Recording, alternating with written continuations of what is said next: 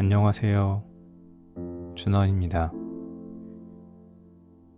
누구나 한 번쯤은 생테쥐페리의 동화 같은 소설 어린 왕자를 잊고 지내다 어른이 되어 문득 다시 읽으며 새로운 느낌으로 다가오는 경험이 있을 것입니다.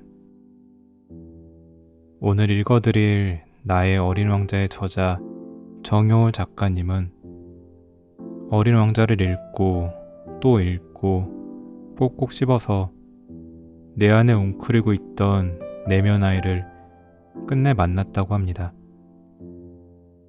작가님은 최근 내면 아이의 상처를 치유하고 싶다는 독자들의 편지를 많이 받았다는데 우리는 왜 내면 아이와 대화해야 할까요?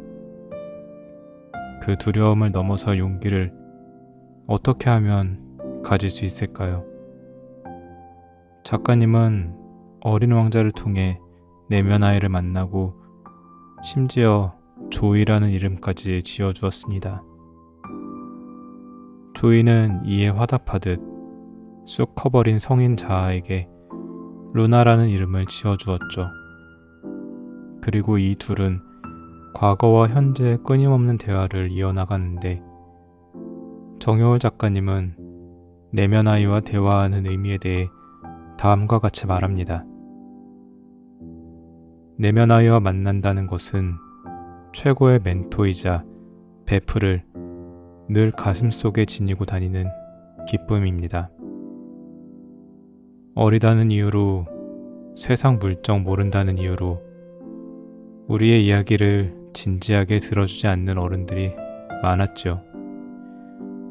이제는 내가 그 이야기를 진지하게 들어줄 수 있는 좋은 어른이 되어보는 것입니다. 내면 아이와의 대화, 그것은 밝고 좋은 이야기라서 즐거운 것이 아닙니다.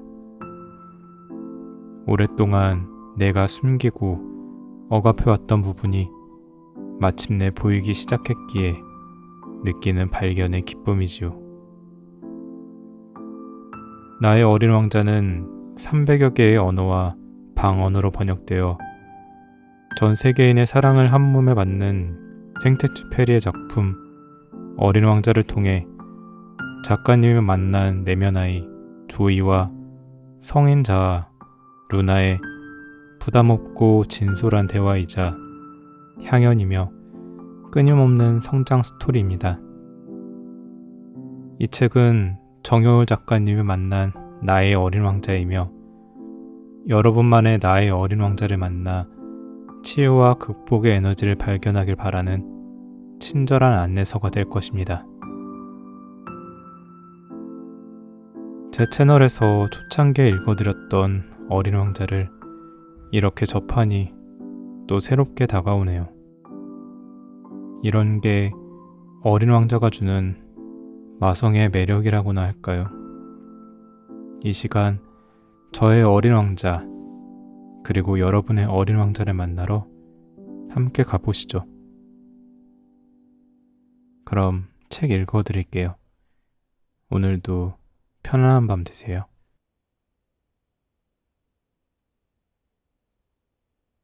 챕터 1 내 안의 어린 왕자와의 첫 만남. 루나와 조이 첫 번째 만남. 분명 내가 흘린 눈물인데 나조차도 이해할 수 없는 눈물이 있다. 14살 중학교 1학년 어느 겨울날 나는 춥고 어두운 골방 안에 난로를 켜놓고 그 불빛의 의지에 어린 왕자를 읽다가 갑자기 꺼이꺼이 울기 시작했다. 14살 아이가 무에 그리 서러운 일이 많았는지 거의 통곡에 가까운 울음을 오래오래 토해냈다. 내 안에 그토록 많은 눈물이 고여있는지 그날 처음 알았다. 하지만 오랫동안 그 눈물의 의미를 이해할 수 없었다. 그저 나의 사랑스러운 어린 왕자가 영원히 지구를 떠나는 장면이 너무 슬퍼서였을 거라고 짐작했지만 그런 설명만으로는 턱없이 부족한 느낌이었다. 이루 말할 수 없이 슬펐지만 그 이유를 도저히 설명할 수 없었다.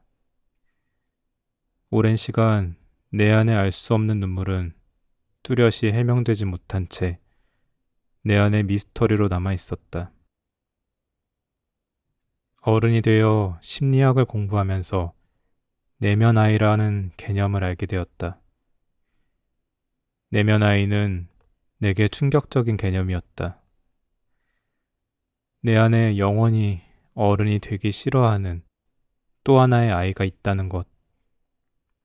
육체적으로는 어른이 되었지만 여전히 자라지 않는 부분이 바로 내면 아이라는 것을 알게 되었다. 심지어 이제는 나를 지킬 수 있게 된 성인 자아가 내면 아이에게 말을 걸어 대화를 할 수도 있다는 사실을 깨닫자 나는 묘한 양가 감정에 사로잡혔다. 반감과 쾌감이 동시에 밀려왔다. 이성의 언어, 어른의 언어로는 이렇게 질문했다. 성인 자아가 내면 아이에게 말을 걸다니 너무 과한 것 아닌가? 유치한 것 아닌가? 성인 자아는 이 세상에 힘겹게 적응하며 사느라 바빠 죽겠는데 무슨 내면 아이와 대화를 한단 말인가? 그런데 내 안의 내면 아이는 미친 듯이 기뻐했다. 내면 아이는 성인 자아에게 이렇게 말을 걸었다. 넌 한 번도 나에게 말을 걸어주지 않았지. 넌 어른이 되어 바삐 살아가느라 하루하루 힘들었겠지. 하지만 난 네가 쳐놓은 마음의 수창살 속에 갇혀서 항상 너에게 구조 신호를 보내고 있었어. 오랫동안 누군가 자신을 구해주기를 간절히 기다려온 램프의 요정 지니처럼. 마치 너무 오래 기다렸다는 듯이 사막에 불식착한 조종사에게 대뜸 양을 그려달라는 어린 왕자처럼 이제야 너와 이야기할 수 있게 되어서 기뻐. 난 할 말이 너무 많은데 아무도 내 이야기를 들어주지 않았거든. 내 안의 내면 아이의 첫 번째 외침이었다. 난 그 아이가 이렇게 청산유수처럼 자신의 이야기를 술술 풀어낼 줄은 몰랐다. 한 번도 이름 붙여준 적 없는 내 안의 또 다른 나였다.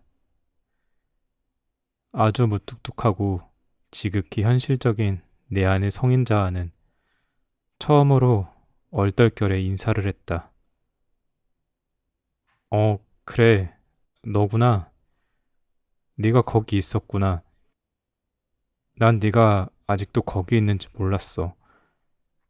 난 이제 너무 세상에 찌든 어른이 되어서 미처 널 생각할 겨를이 없었어. 미안하구나. 네가 영원히 사라진 줄로만 알았어. 잘 있었니? 난 어처구니 없는 표정으로 내 안의 내면 아이에게 인사했다. 그랬더니 그 아이는 말했다. 네가 잘 있지 못한데 내가 어떻게 잘 있겠니? 너와 난 원래 하나였으니까 우선 나에게 이름을 붙여줘. 내면 아이 같은 어려운 단어 말고 그냥 예쁜 이름을 지어서 붙여줘. 네가 한 번도 되어보지 못한 그런 빛나는 존재의 이름을 붙여줘. 내가 한 번도 되어본 적 없는 그런 눈부시게 빛나는 존재라니. 이 되바라진 내면 아이의 거침없는 요구에 나는 화들짝 놀랐지만 그 말이 맞았다. 난 이 아이의 이름을 불러주어야만 이 아이와 제대로 대화를 나눌 수 있을 것만 같았다. 어디서부터 그런 이름이 튀어나온 것일까? 난 얼떨결에 이렇게 대답해버리고 말았다. 그래, 조이. 널 조이라 부를게. 난 조이라는 이름이 예전부터 좋았어. 이름만 들어도 말 그대로 기쁨이 느껴지잖아. 하지만 차마 그 이름이 좋다고 말하지 못했어. 사람들이 나랑 안 어울린다고 할까봐. 난 우울한 사람이니까. 걸핏하면 슬퍼하는 사람이니까. 환하고 경쾌하고 명랑한 조이라는 이름. 그렇게 가볍게 반짝이는 이름은 어울리지 않을 것 같았거든. 어린 왕자 못지않게 아무런 거침없이 사람의 마음에 곧바로 돌직구를 날리는 내 안의 내면 아이. 조이는 까르르 웃으며 잘도 조잘거렸다. 조이, 그 이름 참 좋다. 나도 너에게 기쁨이고 싶어. 하지만 나도 너에게 이름을 불러줘야 우리 둘이 편안하게 이야기를 나눌 수 있지 않을까? 넌 항상 슬프다며. 그럼 넌 밤의 사람인 거야. 밤의 사람, 달밤의 사람, 달밤에 어울리는 사람. 음, 그럼 네 이름은 루나로 하자. 루나. 어디 한번 너의 소원을 말해봐. 루나, 달밤에 어울리는 사람이라니 완전 마음에 드는데. 예전에는 제발 이 무서운 세상에서 어떻게든 살아남게 해달라고 빌었어. 그리고 한때는 깊이 사랑했지만 이제는 만날 수 없는 사람들이 부디 잘 지내기를 빌었어. 하지만 지금은 그렇게 너무 어려운 소원 말고 너의 이야기를 무진장 솔직하게 쉼없이 들려달라고 빌어볼래. 조이, 너의 이야기를 그냥 마음껏 들려줘. 조이, 입이 아플 때까지 한번 신나게 떠들어봐. 그거야 내가 간절히 원하던 바지. 사실 지금은 그렇게 평생 무뚝뚝했던 루나, 네가 나에게 말을 걸어준 것만으로도 기뻐. 난 이제 너에게 자꾸만 부탁을 할 거야. 양 한 마리만 그려달라고. 내 별에 두고 온 나만의 새침하고 아름다운 장미 이야기를 들어달라고. 내 소중한 친구 여우를 잃어버린 이야기도. 네가 그렇게 좋아했지만 이제는 까맣게 잊어버린 어린 왕자처럼. 내 안의 내면 아이의 서글픈 고백에 가슴이 저려왔다. 나에게도 나만의 어린 왕자가 있었던 것이다. 내가 한때는 너무나 사랑했던 이야기 속의 어린 왕자. 그 이야기가 도저히 머나먼 나라 프랑스의 비행기 조종사가 쓴 것이라고는 믿을 수 없을 정도로 그냥 완전히 내 이야기 같았던 그 시절의 나를 영원히 잃어버렸다는 것을. 그제야 내가 미처 다 흘리지 못했던 내면 아이의 눈물을 어렴풋이 이해하기 시작했다. 14살의 겨울밤, 일부러 형광등이나 스탠드를 켜지 않고 빨간 난로불에 의지해 바닥에 웅크린 채 어린 왕자를 읽었던 내 안의 내면 아이. 나는 그 아이를 영원히 잃어버릴까봐 그토록 서럽게 울었던 것이다. 입시 지옥의 광풍에 휘말려 온갖 입학과 면접과 취업의 스트레스에 찌들어 사람을 사랑하고 헤어지고 아파하는 그 모든 파란만장한 삶의 이야기에 휩쓸려 나는 내 안의 어린 왕자를 잃어버렸다. 나는 그제야 깨달았다. 난로 불빛에 의지해 고요히 나만의 어린 왕자를 어여삐 쓰다듬던 14살의 나를 간절히 되찾고 싶다는 것을. 그 후로 나는 가끔 내 안의 내면 아이를 불러 안부를 묻곤 했다. 조이, 있잖아. 사실 난 네가 너무 그리워. 난 어른이 되어 얻은 것보다 잃은 것이 훨씬 많거든. 하지만 난 아무래도 널 되찾을 수 없을 것 같아. 너무 뻔한 어른이 되어버렸거든. 너를 보면 난 한없이 부끄러워져.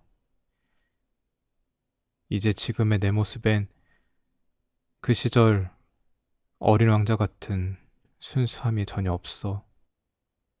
내가 돌보고 보살펴야 했던 내 안의 내면 아이 조이는 한없이 슬픈 표정으로 도리어 나를 걱정했다. 난 네 안에 어쩔 수 없이 갇혀있던 것이지 결코 사라진 게 아니야. 난 항상 너를 향해 힘찬 응원을 보내고 있었는걸.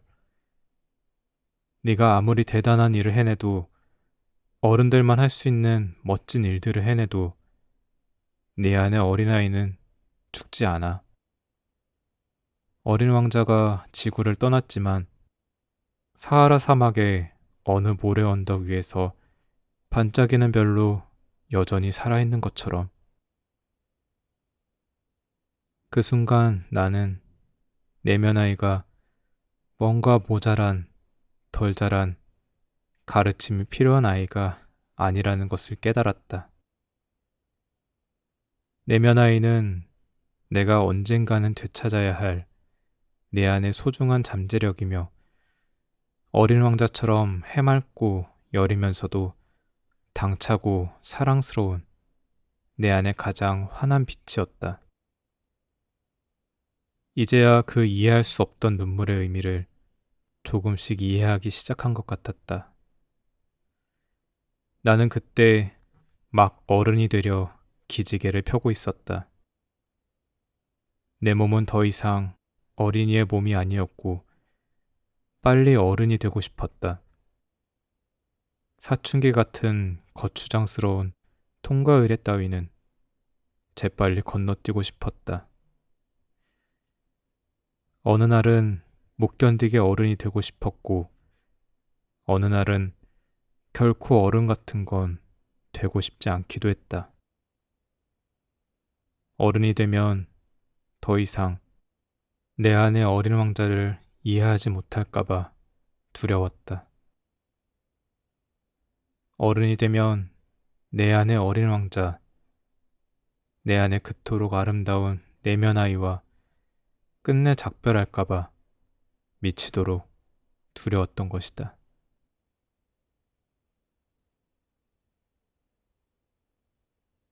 어린 왕자의 말.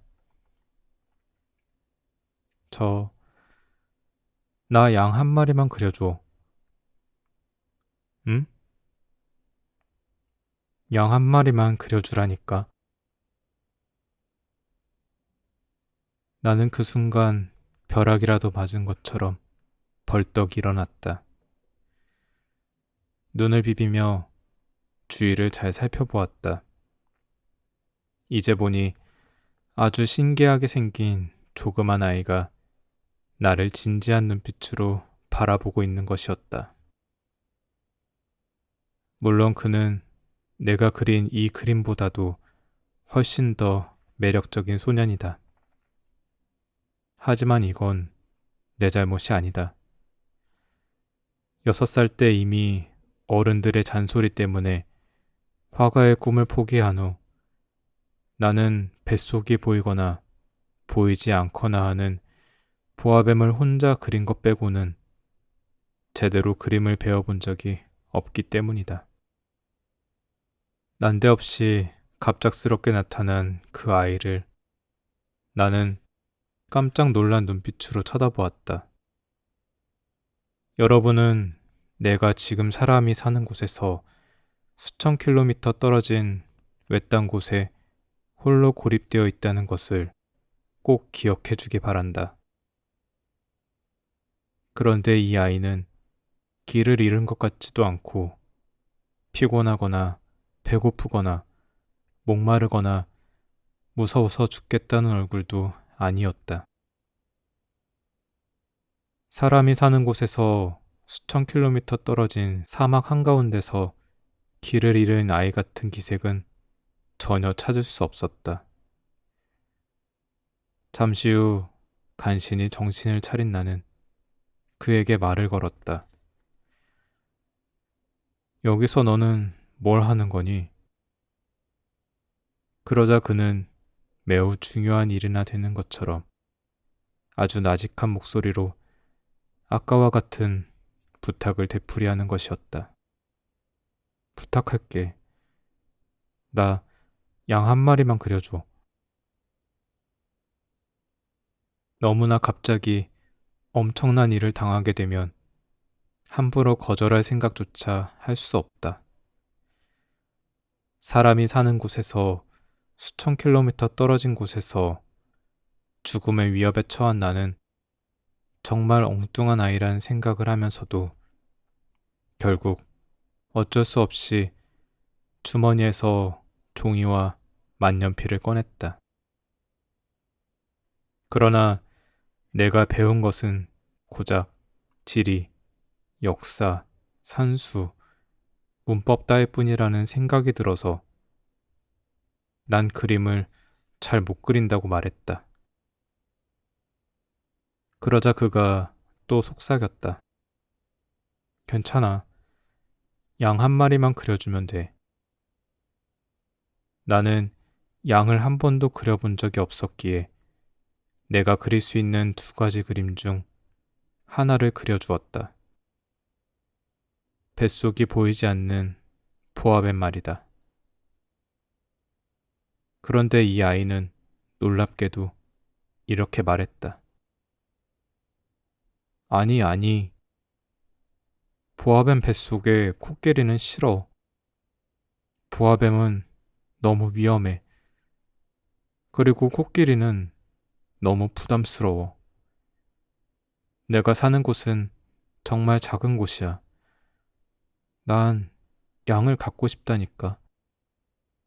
나 양 한 마리만 그려줘. 그래서 나는 양을 그려주었다.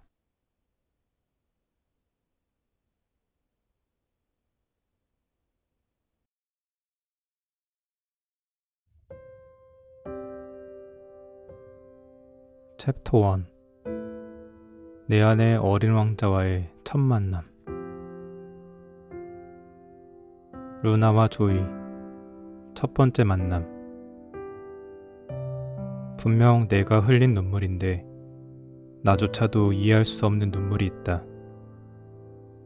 14살 중학교 1학년 어느 겨울날 나는 춥고 어두운 골방 안에 난로를 켜놓고 그 불빛에 의지해 어린 왕자를 읽다가 갑자기 꺼이꺼이 울기 시작했다.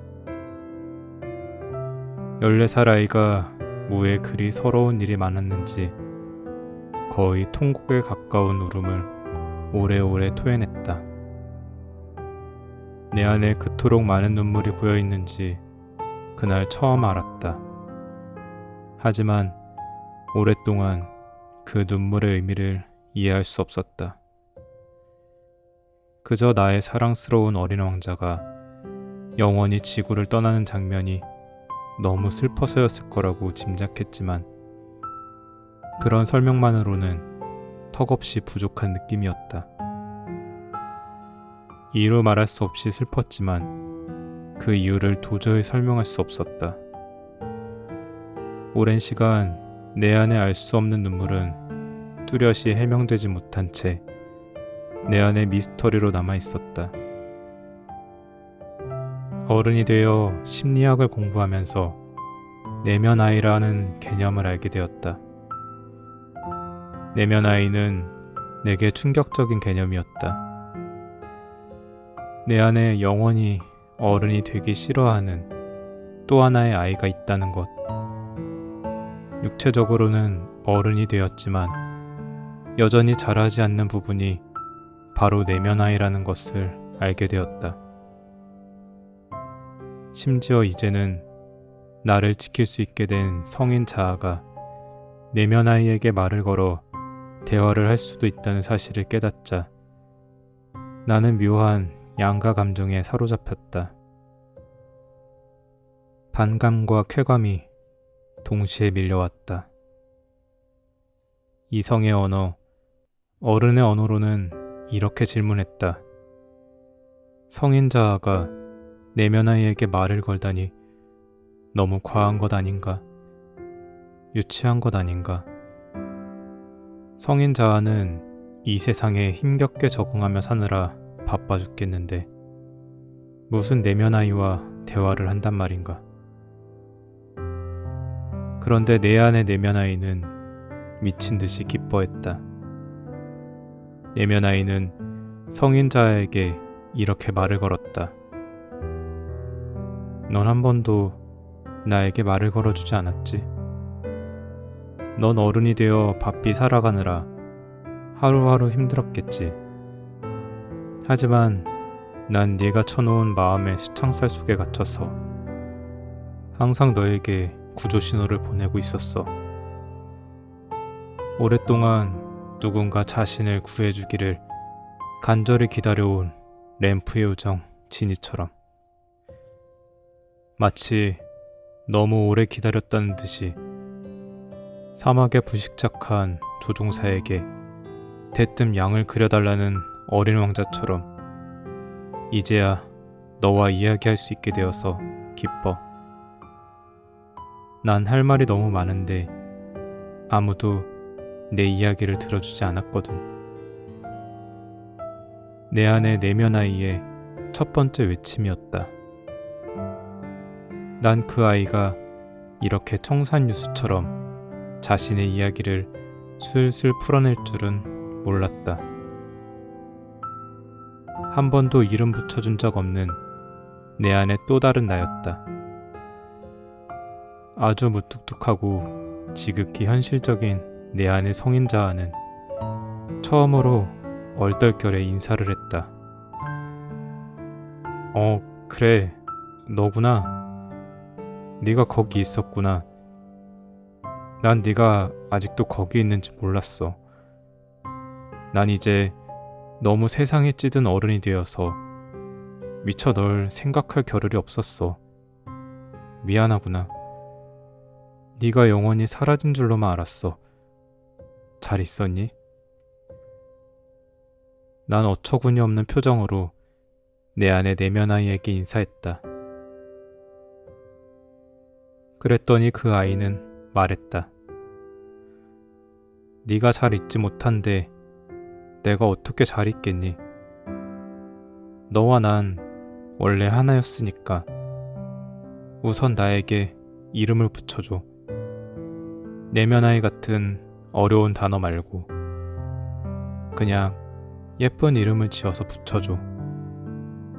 네가 한 번도 되어보지 못한 그런 빛나는 존재의 이름을 붙여줘. 내가 한 번도 되어본 적 없는 그런 눈부시게 빛나는 존재라니. 이 되바라진 내면 아이의 거침없는 요구에 나는 화들짝 놀랐지만 그 말이 맞았다. 난 이 아이의 이름을 불러주어야만 이 아이와 제대로 대화를 나눌 수 있을 것만 같았다. 어디서부터 그런 이름이 튀어나온 것일까? 난 얼떨결에 이렇게 대답해버리고 말았다. 그래, 조이. 널 조이라 부를게. 난 조이라는 이름이 예전부터 좋았어. 이름만 들어도 말 그대로 기쁨이 느껴지잖아. 하지만 차마 그 이름이 좋다고 말하지 못했어. 사람들이 나랑 안 어울린다고 할까봐. 난 우울한 사람이니까. 걸핏하면 슬퍼하는 사람이니까. 환하고 경쾌하고 명랑한 조이라는 이름, 그렇게 가볍게 반짝이는 이름은 어울리지 않을 것 같았거든. 어린 왕자 못지않게 아무런 거침없이 사람의 마음에 곧바로 돌직구를 날리는 내 안의 내면 아이 조이는 까르르 웃으며 잘도 조잘거렸다. 조이, 그 이름 참 좋다. 나도 너에게 기쁨이고 싶어. 하지만 나도 너에게 이름을 불러줘야 우리 둘이 편안하게 이야기를 나눌 수 있지 않을까? 넌 항상 슬프다며. 그럼 넌 밤의 사람인 거야. 밤의 사람, 달밤의 사람, 달밤에 어울리는 사람. 그럼 네 이름은 루나로 하자. 루나. 어디 한번 너의 소원을 말해봐. 루나, 달밤에 어울리는 사람이라니 완전 마음에 드는데. 예전에는 제발 이 무서운 세상에서 어떻게든 살아남게 해달라고 빌었어. 그리고 한때는 깊이 사랑했지만 이제는 만날 수 없는 사람들이 부디 잘 지내기를 빌었어. 하지만 지금은 그렇게 너무 어려운 소원 말고 너의 이야기를 무진장 솔직하게 쉼없이 들려달라고 빌어볼래. 조이, 너의 이야기를 그냥 마음껏 들려줘. 조이, 입이 아플 때까지 한번 신나게 떠들어봐. 그거야 내가 간절히 원하던 바지. 사실 지금은 그렇게 평생 무뚝뚝했던 루나, 네가 나에게 말을 걸어준 것만으로도 기뻐. 난 이제 너에게 자꾸만 부탁을 할 거야. 양 한 마리만 그려달라고. 내 별에 두고 온 나만의 새침하고 아름다운 장미 이야기를 들어달라고. 내 소중한 친구 여우를 잃어버린 이야기도. 네가 그렇게 좋아했지만 이제는 까맣게 잊어버린 어린 왕자처럼. 내 안의 내면 아이의 서글픈 고백에 가슴이 저려왔다.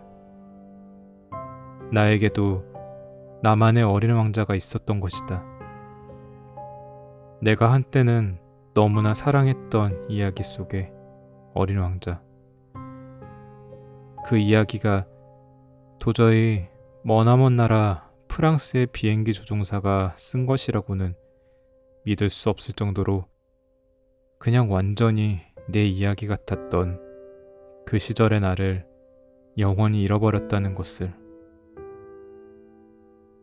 그제야 내가 미처 다 흘리지 못했던 내면 아이의 눈물을 어렴풋이 이해하기 시작했다. 14살의 겨울밤, 일부러 형광등이나 스탠드를 켜지 않고 빨간 난로불에 의지해 바닥에 웅크린 채 어린 왕자를 읽었던 내 안의 내면 아이. 나는 그 아이를 영원히 잃어버릴까봐 그토록 서럽게 울었던 것이다. 입시 지옥의 광풍에 휘말려 온갖 입학과 면접과 취업의 스트레스에 찌들어 사람을 사랑하고 헤어지고 아파하는 그 모든 파란만장한 삶의 이야기에 휩쓸려 나는 내 안의 어린 왕자를 잃어버렸다. 나는 그제야 깨달았다. 난로 불빛에 의지해 고요히 나만의 어린 왕자를 어여삐 쓰다듬던 14살의 나를 간절히 되찾고 싶다는 것을. 그 후로 나는 가끔 내 안의 내면 아이를 불러 안부를 묻곤 했다. 조이, 있잖아. 사실 난 네가 너무 그리워. 난 어른이 되어 얻은 것보다 잃은 것이 훨씬 많거든. 하지만 난 아무래도 널 되찾을 수 없을 것 같아. 너무 뻔한 어른이 되어버렸거든. 너를 보면 난 한없이 부끄러워져. 이제 지금의 내 모습엔 그 시절 어린 왕자 같은 순수함이 전혀 없어. 내가 돌보고 보살펴야 했던 내 안의 내면 아이 조이는 한없이 슬픈 표정으로 도리어 나를 걱정했다. 난 네 안에 어쩔 수 없이 갇혀있던 것이지 결코 사라진 게 아니야. 난 항상 너를 향해 힘찬 응원을 보내고 있었는걸. 네가 아무리 대단한 일을 해내도, 어른들만 할 수 있는 멋진 일들을 해내도 네 안의 어린아이는 죽지 않아. 어린 왕자가 지구를 떠났지만 사하라 사막의 어느 모래 언덕 위에서 반짝이는 별로 여전히 살아있는 것처럼. 그 순간 나는 내면 아이가 뭔가 모자란, 덜 자란, 가르침이 필요한 아이가 아니라는 것을 깨달았다. 내면 아이는 내가 언젠가는 되찾아야 할 내 안의 소중한 잠재력이며 어린 왕자처럼 해맑고 여리면서도 당차고 사랑스러운 내 안의 가장 환한 빛이었다. 이제야 그 이해할 수 없던 눈물의 의미를 조금씩 이해하기 시작한 것 같았다. 나는 그때 막 어른이 되려 기지개를 펴고 있었다. 내 몸은 더 이상 어린이의 몸이 아니었고 빨리 어른이 되고 싶었다. 사춘기 같은 거추장스러운 통과 의례 따위는 재빨리 건너뛰고 싶었다. 어느 날은 못 견디게 어른이 되고 싶었고, 어느 날은 결코 어른 같은 건 되고 싶지 않기도 했다. 어른이 되면 더 이상 내 안의 어린 왕자를 이해하지 못할까봐 두려웠다. 어른이 되면 내 안의 어린 왕자, 내 안에 그토록 아름다운 내면 아이와 끝내 작별할까봐 미치도록 두려웠던 것이다.